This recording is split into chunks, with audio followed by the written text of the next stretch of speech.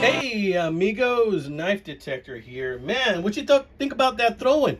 Well, guess what? It wasn't this knife right here. My friend Alma is probably losing it thinking, oh my god, my friend Abdias is throwing my father's knife. No, that wasn't this knife right here, Alma. Don't worry about it. It was another knife I'm going to pull out in a little bit. But today we're going to review this really cool looking knife. Some people, have you ever noticed they just get lucky with knives? Some people, there's just knives that are meant to be in their lives, right? I'm one of those people. I come across good deals with knives all the time. I have found knives, lost my fair share too. But off and on, I find these great deals, right? Well, my friend Alma's dad, I did a video a while back on a very, very rare case folding hunter, but it's a large folding hunter. I'm going to put a link to that at the end of this video. And he bought that very rare case knife for 10 bucks at an estate sale, guys. That knife is worth about 1,300 bucks, guys. Anyway, this one right here, he found or was found at a property that he owns. I guess the owners of the property either forgot it or didn't want it or something. Now, let's take a look at this knife, right? Oh, let me show you this thing that I was throwing super quick. So I don't know exactly what kind of knife this is. I really don't. I can tell you that I wrapped this with blue electrical tape only because I have so much fun throwing it. It has a tang that runs about to here, but it runs at a slant right here. And it's held together with these screws, which I've taped up, but they're like hex screws. This looks like it was made in about the 60s or the 70s. If anybody can tell me if this is a corn knife or what type of knife this is, please let me know.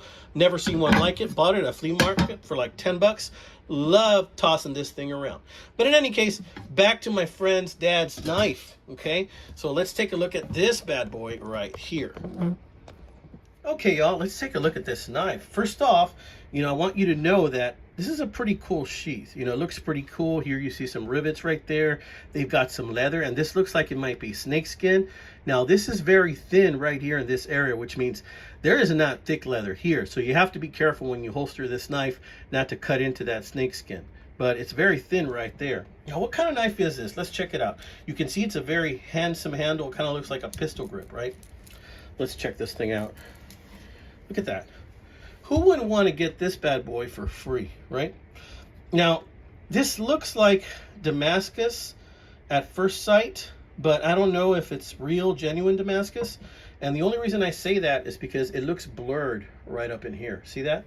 Now, I've seen very similar knives like this that are made in Pakistan. Now, y'all know I have a lot of Pakistan knives. I really like some of them. They have great designs, and this is one of those really beautiful ones with a great design. This is something that I'd be proud to take with me if I went camping. Notice how it has a really nice lanyard hole right here. Has a nice type of wood. I don't know if that's cocobolo or if that's oak. I don't know what that is. If any of you guys know, please let me know. I haven't seen this exact knife on eBay, so if any of you guys know a price for this thing, please let me know. But can you imagine being lucky enough to find this on your property, that somebody just said hey and left it behind, and you don't even know anything about it other than the knife gods sent you a knife? I mean, it's incredibly lucky to be able to have something like this. And this looks like a very capable sheath right here. Looks like a very capable sheath, and it's going to do the job. Like I said, all you really need to be conscious of is this little piece right here, not to cut into it with this sharp point. Now, you notice here there's some grooves right there. This is to help you get a good grip, and I can tell you that this feels really comfortable in the hand right there. It's a drop point blade. And this pistol grip type handle just feels really nice. The finger grooves, here's for one finger, here's for the rest, just feels real nice. I can tell you this does feel front heavy a little bit. It kind of feels like it's balanced more of the weight is to the front.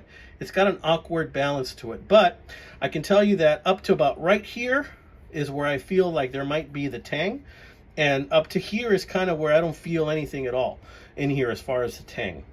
So this is something that's definitely front heavy. So knives that are front heavy sometimes make good choppers, but I wouldn't use this for a chopper. I would use this for maybe some bushcraft or skinning, stuff like that. definitely I don't think I would be striking anything with this right here.